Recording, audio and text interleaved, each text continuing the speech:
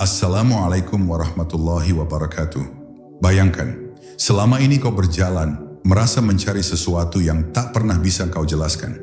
Seolah ada pintu yang memanggilmu, tetapi tak pernah kau temukan di dunia luar. Lalu pada suatu hari, tanpa suara, tanpa tanda, kau mulai menyadari bahwa seluruh perjalananmu bukanlah menuju tempat baru, melainkan kembali pada dirimu sendiri.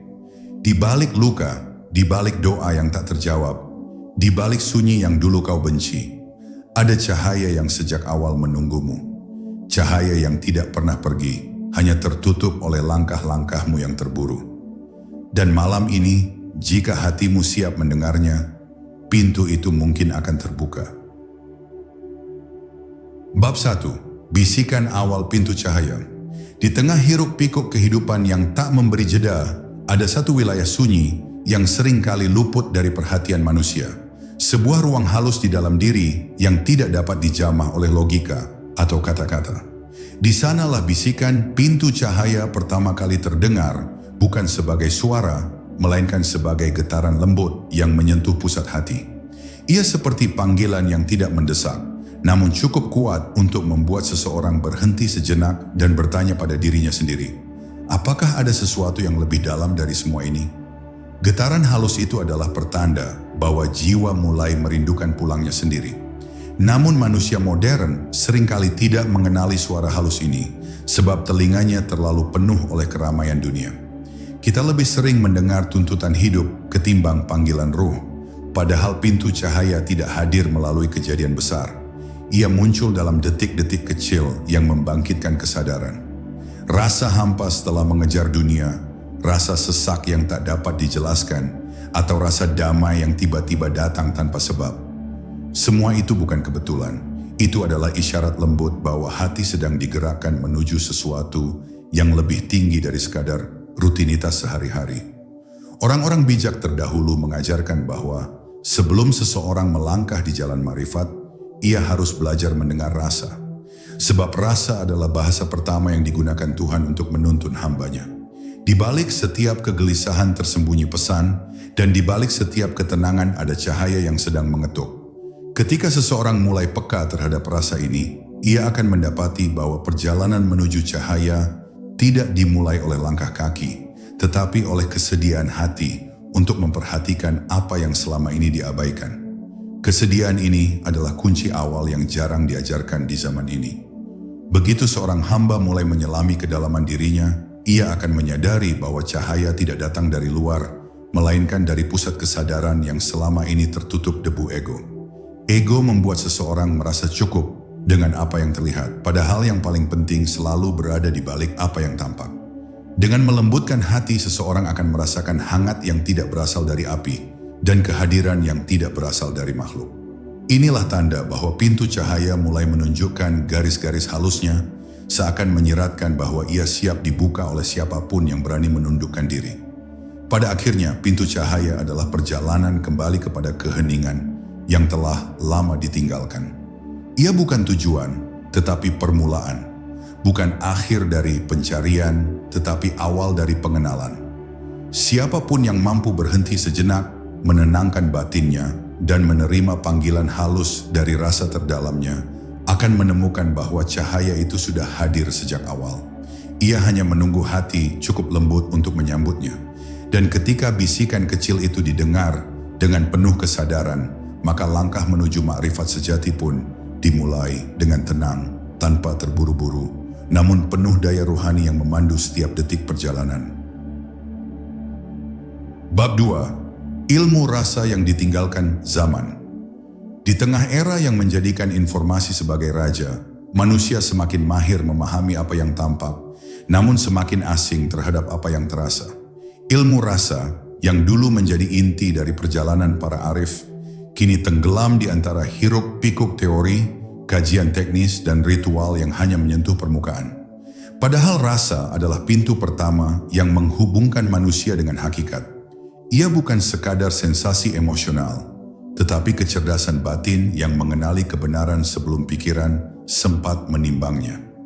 Ketika rasa ini mulai hilang dari kehidupan, manusia berjalan seperti penjelajah tanpa kompas. Banyak bergerak, namun tidak pernah sampai. Rasa adalah ilmu yang hanya bisa diraih oleh hati yang hening. Ia tidak dapat diajarkan dengan kata-kata, tidak dapat diwariskan dengan ceramah, dan tidak dapat diperjualbelikan. Hanya hati yang mau jujur akan mampu menangkap sinyal halusnya. Sayangnya, banyak orang hari ini belajar agama hanya dengan kepala, bukan dengan dada.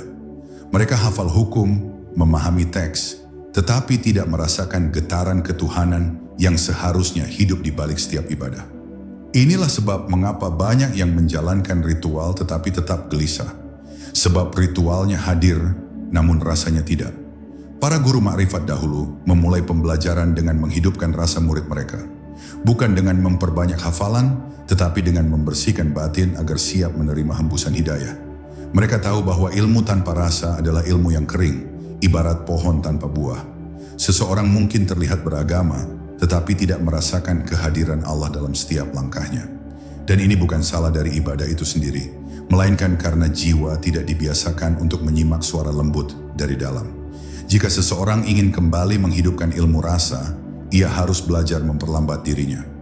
Dunia hari ini membuat manusia berlari tanpa arah, hingga suara hati tenggelam di bawah kerasnya, ambisi dan harapan yang tidak pernah selesai. Dengan memperlambat langkah, seseorang akan mulai mendengar gerak batinnya sendiri.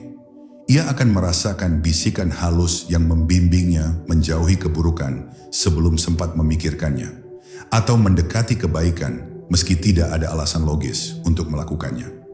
Itulah rasa bekerja, lembut, sunyi, namun tepat. Dan ketika ilmu rasa kembali hidup, seseorang akan melihat kehidupan dengan mata yang berbeda. Ia tidak lagi melihat ibadah sebagai kewajiban, melainkan sebagai pertemuan. Tidak lagi melihat takdir sebagai beban, tetapi sebagai kurikulum ilahi yang telah disusun khusus untuknya. Rasa yang hidup akan membuat hatinya lebih tenang, pikirannya lebih jernih, dan langkahnya lebih terarah. Inilah ilmu yang jarang diajarkan guru zaman ini, bukan karena mereka tidak mampu mengajarkannya, tetapi karena hanya hati yang telah dilembutkan oleh perjalananlah yang bisa mengajarkannya.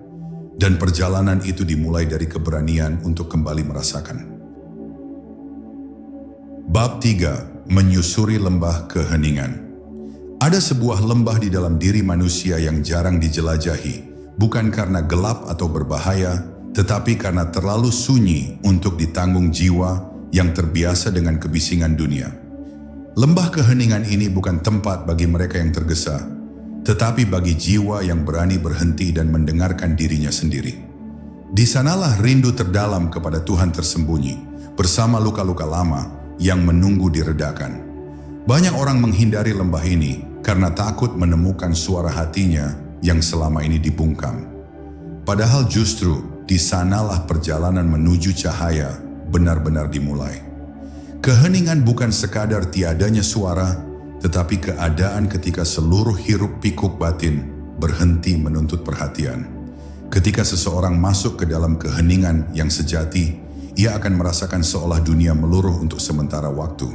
Pikiran melemah, ego mengendur, dan yang tersisa hanyalah kehadiran dirinya sendiri di hadapan sesuatu yang jauh lebih besar dari dirinya. Pada titik ini, seseorang akan memahami mengapa para sufi menghabiskan malam-malam mereka dalam sunyi. Bukan karena menghindari manusia, tetapi karena ingin mendengar apa yang tidak dapat didengar oleh telinga. Namun memasuki lembah keheningan bukan hal mudah bagi mereka yang membawa banyak beban. Sunyi seringkali memperlihatkan cermin jernih yang menyingkapkan siapa diri kita sesungguhnya, tanpa topeng dan pencitraan. Di dalamnya muncul segala hal yang selama ini kita tutupi, rasa takut, kecewa, iri, ambisi, dan segala bayangan gelap yang kita kira telah hilang. Ini sebabnya banyak orang tak sanggup bertahan dalam keheningan. Bukan karena sunyi itu menakutkan, tetapi karena kejujuran tentang dirinya sendiri terlalu terang untuk ditatap. Namun bagi jiwa yang berani menetap dalam hening, hadiah besar menunggu. Setelah gelombang pikiran mereda dan bayangan ego mulai menghilang, muncul ketenangan yang tidak dapat diciptakan oleh dunia manapun. Ketenangan ini bukan hasil meditasi, bukan pula hasil latihan panjang, tetapi karunia yang muncul ketika seseorang bersedia merendah dan kembali kepada fitrahnya. Ia seperti embun di pagi buta, hadir tanpa suara, namun menyejukkan seluruh jiwa. Dan ketika seseorang sudah mampu berjalan di lembah keheningan tanpa melarikan diri darinya, ia akan menyadari bahwa keheningan bukan lawan dari kehidupan, melainkan sumbernya. Dari hening lahir kejernihan, dari kejernihan lahir rasa, dan dari rasa lahir bimbingan menuju cahaya. Inilah rahasia yang disimpan para arif sejak dulu, bahwa untuk menemukan Tuhan, seseorang tidak perlu berteriak dan memanggilnya. Cukup masuk ke dalam keheningan dan izinkan cahayanya yang menemukan kita terlebih dahulu. Bab 4. Menemukan cahaya yang bersemayam di dalam diri. Sejak manusia ditiupkan ruh, ada cahaya halus yang Allah titipkan jauh di dasar hatinya. Cahaya ini tidak pernah padam, meski kadang tertutup oleh kepadatan dunia, gelapnya kelalaian, atau kabut ego yang tak disadari. Banyak orang mengira bahwa jalan menuju Tuhan adalah perjalanan keluar, seakan cahaya itu berada jauh di langit atau tersembunyi di balik ritual yang rumit. Padahal dalam hening yang paling jujur, manusia akan menyadari bahwa cahaya itu berada sangat dekat. Lebih dekat dari napas yang keluar masuk tanpa kita sadari. Ia menunggu dengan sabar, tak pernah memaksa, hanya menanti waktu ketika hati cukup lembut untuk menyapanya. Cahaya dalam diri bukanlah cahaya fisik, bukan kilatan mistis, dan bukan sesuatu yang bisa dipamerkan. Ia adalah kehadiran lembut yang membuat seseorang merasa dituntun, meski ia sedang sendirian. Ia adalah ketenangan yang muncul tanpa sebab, bisikan halus yang membimbing dari dalam, intuisi suci yang menolak keburukan, meski tidak ada yang melihat. Para arif menyebutnya nur, sebagian menyebutnya sir, tetapi apapun namanya, hakikatnya tetap sama. Ia adalah jejak ilahi yang ditanamkan agar manusia tidak tersesat meski seluruh dunia memudar. Cahaya ini adalah tanda bahwa manusia diciptakan bukan untuk gelap, tetapi untuk kembali kepada terang. Namun untuk mengenali cahaya ini, seseorang harus berani menyingkirkan tabir yang menghalanginya. Tabir itu adalah sifat-sifat yang kita kumpulkan sepanjang hidup. Amarah yang tidak disembuhkan, kesombongan yang tidak kita sadari, ambisi yang terlalu besar, dan luka yang terlalu lama dipeluk. Semua itu menjadi debu yang menutupi jendela hati. Semakin banyak debu, semakin redup cahaya itu terlihat. Banyak orang mengira bahwa mereka tidak memiliki cahaya, padahal cahaya itu ada, hanya tertutup oleh apa yang mereka pertahankan. Maka perjalanan spiritual bukan tentang mencari cahaya baru, tetapi membersihkan apa yang menghalangi cahaya yang sudah ada. Ketika tabir mulai tersingkap, seseorang merasakan sesuatu yang sulit dijelaskan dengan kata-kata. Ada kelembutan yang seperti mengalir dari dalam dirinya sendiri, seolah ia sedang disentuh oleh sesuatu yang sangat akrab, namun selama ini tidak dikenali. Ia mulai memahami bahwa selama ini ia tidak pernah benar-benar sendirian. Ada bimbingan yang halus, ada kasih yang tidak menuntut balasan, ada pengawasan lembut yang menahan dirinya dari kehancuran. Pada titik ini, seseorang tidak lagi meragukan bahwa Allah lebih dekat daripada segala kedekatan dunia. Kedekatan ini bukan teori, tetapi pengalaman yang hidup dalam rasa. Dan ketika cahaya itu akhirnya terasa, walau hanya sekelibat, seseorang akan tahu bahwa seluruh perjalanan ruhani bukanlah usaha untuk menjadi istimewa, tetapi kembali menjadi sederhana. Cahaya tidak menyukai hati yang keras dan sombong. Ia hanya menetap di hati yang lembut, jujur dan ikhlas menerima bahwa dirinya hanyalah hamba. Dari sinilah perjalanan ma'rifat benar-benar dimulai. Bukan dengan pengetahuan yang banyak, tetapi dengan kesediaan untuk melihat cahaya diri sebagai pemberian, bukan sebagai pencapaian.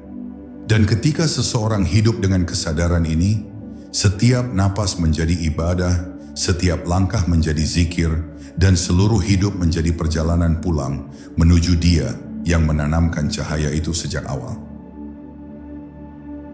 Bab 5. Rasa sebagai kompas ruhani. Dalam setiap manusia terdapat sebuah kompas halus yang tidak terbuat dari logam, tidak bergerak karena magnet, dan tidak dapat dilihat oleh mata zahir. Kompas itu adalah rasa bahasa sunyi yang ditiupkan Tuhan ke dalam hati sejak manusia mengenal kehidupan. Rasa inilah yang membisikkan kebenaran, bahkan sebelum pikiran sempat memprosesnya. Ia mendorong kita menjauhi yang merusak dan mendekati yang menenangkan, meski tak ada alasan logis yang bisa diucapkan. Namun karena manusia modern terlalu mengandalkan kepala, suara rasa sering dianggap remeh, bahkan dipadamkan. Padahal tanpa kompas ini, langkah ruhani mudah tersesat meski seseorang tampak sangat sibuk beribadah. Rasa bekerja tanpa suara, tanpa paksaan. Ia hadir sebagai getaran halus yang hanya bisa ditangkap oleh hati yang terbiasa hening. Kadang ia muncul dalam bentuk ketidaknyamanan kecil terhadap keburukan, meski keburukan itu tampak menguntungkan. Kadang ia hadir seperti ketenangan aneh saat kita mendekati sesuatu yang penuh kebaikan, meski secara duniawi sulit dimengerti. Para arif mengatakan, rasa pertama adalah bisikan fitrah. Itulah sebabnya ketika seseorang kehilangan kejernihan rasa, ia akan lebih mudah terjebak pada godaan dunia, sebab pikiran seringkali berkawan dengan nafsu, namun rasa selalu berkawan dengan cahaya. Untuk menghidupkan kembali kompas ruhani ini, seseorang harus melatih dirinya untuk hadir sepenuhnya. Hadir dalam ibadah, hadir dalam ucapan, hadir dalam setiap keputusan. Sebab rasa tidak berbicara kepada hati yang terburu-buru. Ia hanya menyapa mereka yang rela memperlambat langkah, menenangkan napas, dan memberi ruang bagi hening untuk bekerja. Semakin jernih hati seseorang, semakin jelas ia menangkap arah yang ditunjukkan oleh kompas batinnya. Inilah sebabnya para sufi menghabiskan banyak waktu dalam kesunyian. Bukan untuk mengasingkan diri dari dunia, tetapi untuk memastikan bahwa suara rasa tidak tenggelam oleh kebisingan nafsu. Ketika rasa kembali hidup, seseorang mulai menyadari bahwa banyak keputusan besar dalam hidupnya sebenarnya telah diarahkan oleh kompas ini. Ia mulai melihat pola yang sebelumnya tak terlihat. Bagaimana ia dijauhkan dari sesuatu yang tampak indah namun merusak, dan bagaimana ia disatukan dengan sesuatu yang tampak kecil namun membawa keberkahan besar. Ia mulai memahami bahwa rasa bukan sekadar perasaan emosional, tetapi bimbingan ilahi yang bekerja melalui batin. Dengan rasa inilah para arif memilih jalan mereka. Bukan berdasarkan logika rumit, tetapi berdasarkan cahaya yang mereka rasakan di dalam dada. Dan ketika seseorang menjadikan rasa sebagai kompasnya, perjalanan hidup berubah menjadi jauh lebih terang. Ia tidak lagi berjalan dalam kebingungan, karena arah selalu hadir di dalam dirinya sendiri. Ia tidak lagi takut salah langkah, karena rasa akan mengingatkan dengan lembut setiap kali ia mendekati kegelapan. Kompas ini tidak pernah memaksa, tetapi selalu menunjukkan jalan menuju keridaan Allah. Dan siapapun yang hidup dengan rasa yang jernih akan merasakan bahwa hidupnya dipandu oleh cahaya yang tidak terlihat oleh mata, tetapi menerangi seluruh perjalanan ruhani dari dalam. Bab 6. Menaklukkan ego, menyingkap tabir terdalam. Ego adalah tirai paling tebal yang membatasi manusia dari cahaya Tuhannya. Ia tidak muncul sebagai musuh yang menakutkan, tetapi sebagai bisikan halus yang menyamar seolah-olah diri kita sendiri. Ia membuat kita merasa paling benar, paling penting, dan paling layak mendapatkan segalanya. Dengan cara yang tidak disadari, ego memisahkan manusia dari kelembutan hati, menutup pintu rasa, dan menghalangi cahaya dari mencapai pusat jiwa. Ketika seseorang berjalan tanpa menyadari keberadaan ego ini, ia akan merasa jauh dari ketenangan meski segala keinginan dunia terpenuhi. Sebab cahaya tidak pernah menetap di hati yang dipenuhi keakuan. Ego bekerja dalam banyak bentuk. Ia hadir dalam kemarahan yang tak terkendali, dalam rasa tersinggung yang kecil namun terus dipelihara, dalam keinginan untuk selalu tampil mengungguli orang lain, dan bahkan dalam ibadah yang dikerjakan untuk mendapatkan pujian manusia. Ego tidak selalu keras. Kadang ia manis dan memabukkan, membuat kita merasa lebih suci dari orang lain. Inilah tipu daya paling halus yang mampu membuat seseorang merasa dekat dengan Tuhan, padahal sejatinya ia sedang berjalan menjauh. Para arif pernah berkata, musuh paling dekat adalah dirimu yang kau cintai berlebihan. Itulah ego yang senyap, namun sangat kuat mencengkeram. Untuk menaklukkannya, seseorang tidak perlu berperang secara kasar. Ego tidak dapat dikalahkan dengan amarah, karena ia justru tumbuh di tengah kemarahan. Ia hanya bisa ditundukkan dengan kerendahan hati. Ketika seseorang berani mengakui kelemahannya, mengakui bahwa segala kebaikan hanyalah pemberian Allah, maka ego kehilangan cengkeramannya. Inilah mengapa perjalanan makrifat selalu dimulai dengan tawadu. Tawadu bukan berarti merendahkan diri di depan manusia, tetapi merendahkan diri di hadapan Allah. Ketika hati mengakui bahwa dirinya hanyalah hamba, cahaya mulai mencari jalan masuk dengan sendirinya. Dan ketika ego perlahan melemah, tabir-tabir batin yang selama ini menutup cahaya akan mulai tersingkap satu persatu. Seseorang akan melihat dunia dengan cara yang berbeda. Ia mulai memahami bahwa banyak hal yang ia jadikan pusat hidup ternyata tidak lebih dari bayang-bayang yang cepat memudar. Ia menyadari bahwa nilai tertinggi dalam hidup bukanlah seberapa besar dirinya terlihat, tetapi seberapa dalam ia mampu menyerahkan dirinya kepada Tuhan. Pada momen ini, hati menjadi lebih lembut, pikiran lebih jernih, dan langkah hidup terasa lebih ringan, seakan bebannya disingkirkan oleh tangan yang tidak terlihat. Dan ketika tabir ego tersingkap dengan nyata, cahaya yang selama ini tersembunyi mulai memancar dari dalam diri. Bukan cahaya yang terlihat oleh mata, tetapi cahaya pemahaman, cahaya ketenangan, cahaya yang membuat seseorang mampu melihat dirinya, dunia, dan Tuhannya dengan perspektif yang jauh lebih dalam. Ia tidak lagi berlari mengejar pengakuan, sebab ia telah menemukan kepastian yang tidak terpaut pada manusia. Cahaya ini tidak hanya menerangi dirinya, tetapi juga memantul kepada siapa saja yang berada di dekatnya. Dan dari sinilah perjalanan ruhani naik ke tingkat selanjutnya, perjalanan seorang hamba yang berjalan bukan dengan ego, tetapi dengan cahaya yang akhirnya ia izinkan untuk memimpin langkahnya. Bab 7. Diam yang membuka pintu langit. Diam bukan sekadar ketiadaan suara, diam adalah sebuah keadaan batin tempat ruh kembali mengingat asalnya. Di dalam diam yang sejati, seseorang menemukan adanya ruang luas dalam dirinya, ruang yang selama ini tertutup oleh hiruk-pikuk pikiran, keletihan perasaan, dan kebisingan dunia. Ketika seseorang berani memasuki ruang diam ini, ia akan merasakan bahwa sunyi tidak pernah benar-benar kosong. Justru di sanalah rahasia ilahi bekerja dengan paling jernih. Diam adalah bahasa Tuhan kepada hamba-hamba yang mau mendengar dengan hati, bukan dengan telinga. Dan tanpa disadari, diam seringkali menjadi jembatan pertama menuju pemahaman yang tidak dapat dicapai oleh kata-kata. Dalam kesunyian batin, segala sesuatu tampak lebih jelas. Emosi yang sebelumnya kacau mulai menemukan bentuknya, pikiran yang berlari-lari mulai perlahan melambat, dan hati yang keras mulai melembut seperti tanah setelah diguyur hujan. Sunyi mengajarkan kita untuk melihat tanpa terburu-buru, merasakan tanpa takut, dan merenung tanpa melarikan diri. Kebanyakan manusia menghindari diam karena takut berhadapan dengan dirinya sendiri. Namun justru di sanalah pembebasan dimulai. Diam membuka pintu bagi seseorang untuk mengenali luka-luka lamanya dan dengan lembut menuntunnya menuju penyembuhan yang tidak pernah ia dapatkan dari dunia. Para arif selalu meletakkan diam sebagai salah satu puncak adab ruhani. Mereka memahami bahwa kata-kata adalah makhluk yang kasar, sedangkan cahaya berjalan melalui keheningan. Dalam diam, seseorang bisa membaca gerak hatinya. Apakah ia dipenuhi nafsu ataukah sedang dirawat oleh kelembutan Tuhan? Diam menghidupkan mata batin. Ia membuat seseorang peka terhadap hal-hal yang biasanya luput oleh pikiran yang gaduh. Bahkan dalam diam, seseorang merasa seolah-olah ada bisikan lembut yang tidak berasal dari dirinya sendiri. Seakan ada yang membimbing, mengawasi dan menuntun dengan cara yang tidak bisa dijelaskan dengan logika.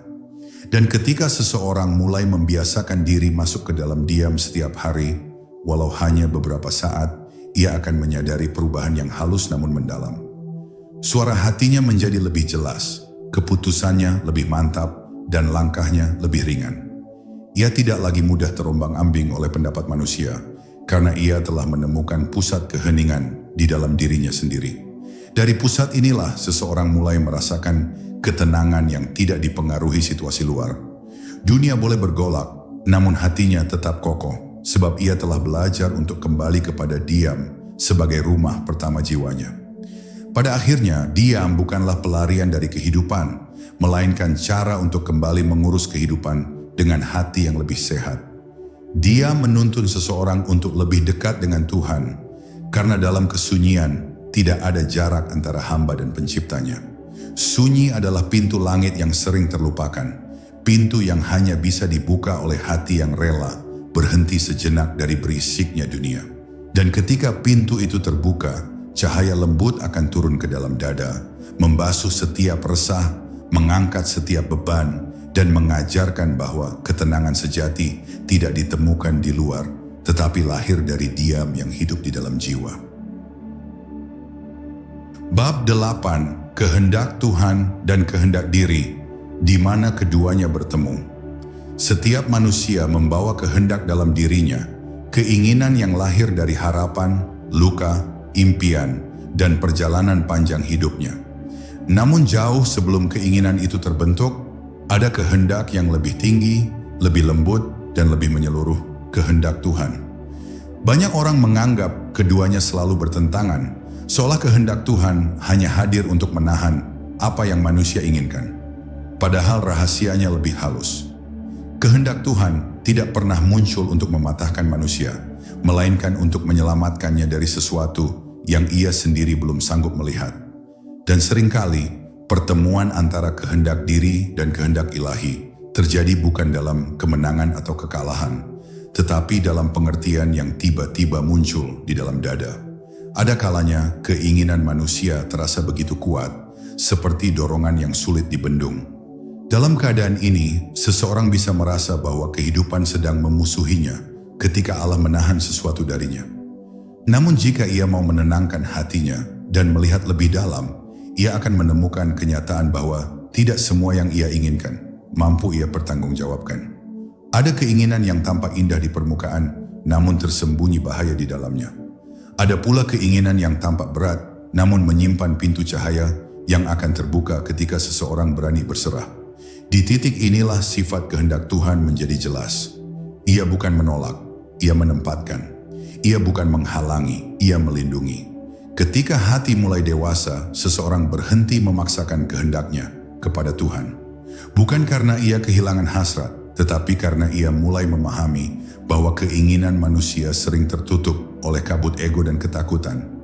Ia belajar bahwa lebih baik berjalan dengan sedikit cahaya, namun berasal dari Tuhan, daripada berjalan dengan sorotan terang namun berasal dari dirinya sendiri. Berserah bukan berarti pasrah buta, tetapi menerima bahwa Tuhan melihat seluruh jalan, sementara manusia hanya melihat satu tikungan kecil dari hidupnya. Berserah adalah keberanian tertinggi, karena seseorang menyerahkan sesuatu yang sangat ia inginkan kepada Sang Pemilik Semesta. Dalam keadaan berserah, inilah misteri besar terjadi. Kehendak manusia perlahan menyatu dengan kehendak Tuhan. Seseorang mulai menginginkan apa yang mendekatkannya kepada cahaya, bukan kepada kegelapan. Ia mulai memilih sesuatu yang menguatkannya secara ruhani, bukan yang sekadar memuaskan nafsu sesaat. Ia merasakan bahwa keinginan yang lebih bersih, lebih lembut, dan lebih luhur tidak lagi lahir dari hatinya sendiri, tetapi seperti ditanamkan dari tempat yang tinggi. Dan ketika ia mengikuti dorongan ilahi ini, hidupnya mengalir lebih mudah, meski jalannya tidak selalu mulus. Ada rasa yakin yang muncul tanpa sebab, ada ketenangan yang tidak pernah diberikan dunia. Pada akhirnya, titik pertemuan antara kehendak diri dan kehendak Tuhan adalah titik tertinggi dalam perjalanan ruhani. Di sanalah seseorang belajar bahwa doa bukan hanya permintaan, tetapi juga penyesuaian batin. Ia belajar bahwa hidup bukan sekadar tentang apa yang ia inginkan, tetapi tentang sejauh mana ia siap menerima dan mempercayai Allah. Ketika dua kehendak itu menyatu, seseorang akan berjalan dengan langkah yang mantap, hati yang jernih, dan jiwa yang ringan. Ia tahu bahwa apapun yang terjadi bukan lagi sekadar jalan hidup, tetapi jalan cahaya. Jalan yang dipilihkan oleh Tuhan dan diterima dengan sepenuh hati oleh Sang Hamba. Bab 9. Membaca tanda-tanda cahaya di sepanjang perjalanan. Setiap langkah hidup manusia sesungguhnya dikelilingi oleh tanda. Tanda yang tidak muncul sebagai tulisan di langit, tidak pula sebagai suara gaib yang memanggil dari kejauhan. Tanda-tanda itu hadir melalui kejadian kecil, pertemuan yang tidak direncanakan, kegelisahan yang tiba-tiba, atau ketenangan yang datang tanpa alasan. Namun banyak manusia melewati tanda-tanda ini tanpa pernah melihatnya, karena hati yang gelisah cenderung mencari jawabannya di luar, bukan di dalam dirinya. Para arif mengingatkan, Tuhan berbicara kepada hambanya melalui keadaan, maka membaca keadaan menjadi kemampuan ruhani yang hanya muncul pada hati yang mau memperhatikan. Kadang tanda hadir dalam bentuk kehilangan atau kegagalan yang menyakitkan. Di balik peristiwa itu, ada pesan ilahi yang berbisik, memanggil manusia untuk melihat ulang arah hidupnya. Apa yang manusia kira sebagai hukuman, seringkali justru penyelamatan. Apa yang manusia anggap sebagai akhir, kadang adalah awal. Tanda-tanda dalam bentuk ujian ini tidak dimaksudkan untuk melemahkan, tetapi untuk menggugurkan penghalang dalam diri, penghalang yang selama ini menutup pintu cahaya. Sebagaimana seorang murid belajar dari guru, hati belajar dari keadaan-keadaan yang Allah benarkan untuk datang menghampiri. Namun tanda tidak selalu hadir dalam bentuk kesedihan. Ada saat-saat ketika seseorang merasa dipertemukan dengan orang-orang yang tepat, dipermudah urusannya, atau tiba-tiba menemukan pintu yang sebelumnya tertutup rapat. Pada momen seperti ini, hati yang peka akan merasakan getaran halus. Sebuah dorongan yang menunjukkan bahwa ia sedang digiring menuju sesuatu yang baik. Tanda-tanda ini merupakan bentuk kasih sayang Allah yang memudahkan langkah hambanya. Ia tidak datang dengan suara yang keras, tetapi dengan lembut, agar manusia belajar membedakan cahaya dari nafsu, ketenangan dari keinginan yang terburu-buru. Untuk mampu membaca tanda-tanda ini, seseorang harus memiliki dua hal: keheningan hati dan kesediaan untuk jujur kepada dirinya sendiri. Hati yang ribut tidak dapat menangkap sinyal ilahi karena suara dunia terlalu keras. Dan manusia yang tidak jujur pada dirinya sendiri akan terus menolak tanda-tanda yang Allah hadirkan, terutama ketika tanda itu mengajarkan hal yang tidak ingin ia akui. Ketika hati bersih, tanda kecil pun terasa besar. Ketika hati penuh ambisi, tanda besar pun tampak kecil. Inilah mengapa perjalanan rohani selalu dimulai dengan pembersihan batin, agar seseorang mampu melihat apa yang selama ini sebenarnya sudah ada.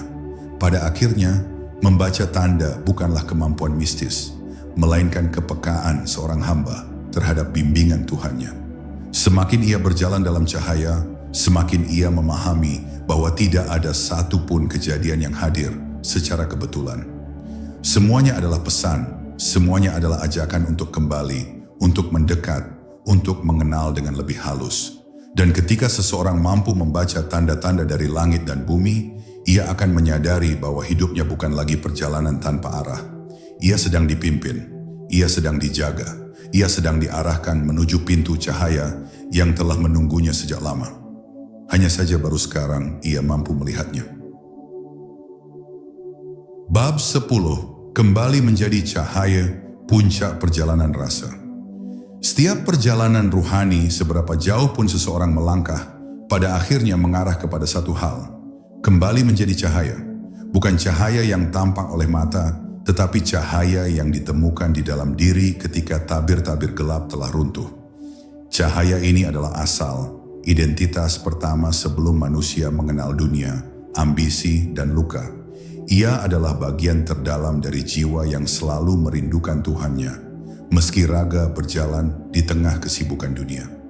Ketika seseorang mendekati tahap ini, ia akan merasakan bahwa seluruh pencarian panjangnya bukan tentang menemukan sesuatu yang baru, tetapi tentang kembali kepada sesuatu yang sudah lama ia miliki namun terlupakan.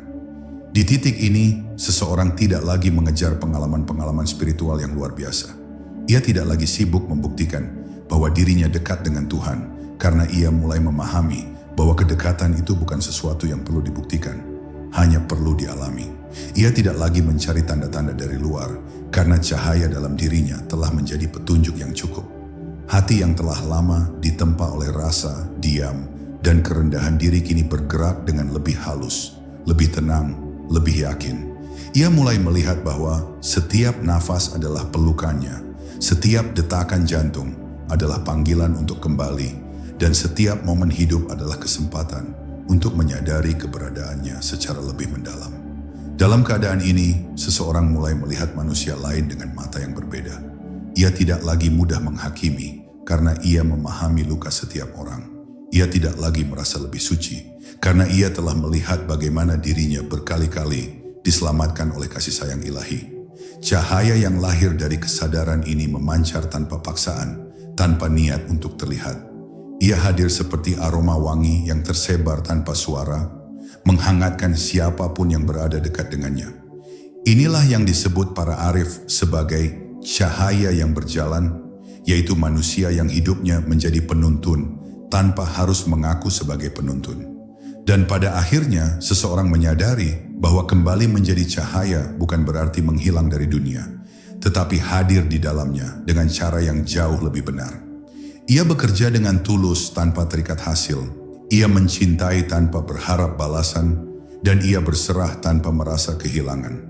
Cahaya membuat seseorang tetap kuat meski diuji, tetap lembut meski disakiti, dan tetap jernih meski dunia menawarkan ribuan alasan untuk gelisah. Ia tidak lagi dikendalikan oleh kekhawatiran atau ambisi, karena pusat hidupnya bukan lagi ego, tetapi Tuhan. Inilah puncak perjalanan, ketika seorang hamba hidup dalam keadaan sadar bahwa dirinya sepenuhnya milik Allah. Ia berjalan dengan tenang di antara manusia, namun hatinya tertambat pada langit. Ia berbicara dengan lembut, namun kata-katanya mengandung daya ruhani. Ia menjalani hidup seperti biasa, namun batinnya dipenuhi cahaya yang terus menyala.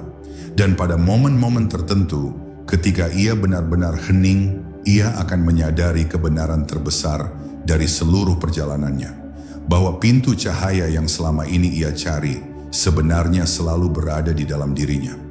Ia hanya perlu membuka hati, dan cahaya itu akan kembali menyinari seluruh jalan hidupnya. Pada akhirnya, kita semua hanyalah para pencari yang kembali pulang, dan cahaya yang kita cari selalu hidup di dalam diri.